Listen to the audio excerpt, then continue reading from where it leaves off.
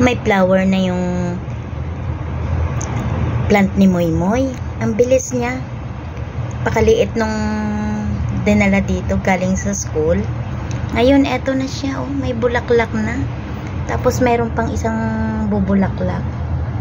Ayan. Ito yung aking mga halaman. Ayan. Pero itong isa na to kay Moy Moy yan. Ito. Yung aking aloe vera. Ang dami na. Ayan.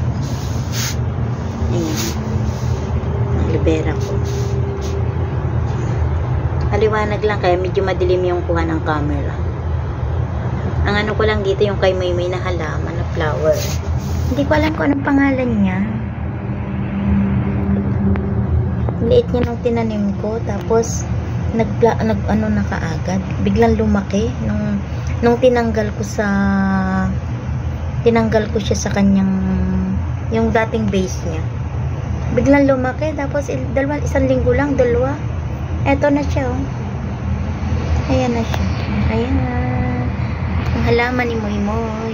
Ayan, ang ganda niya. Yellow.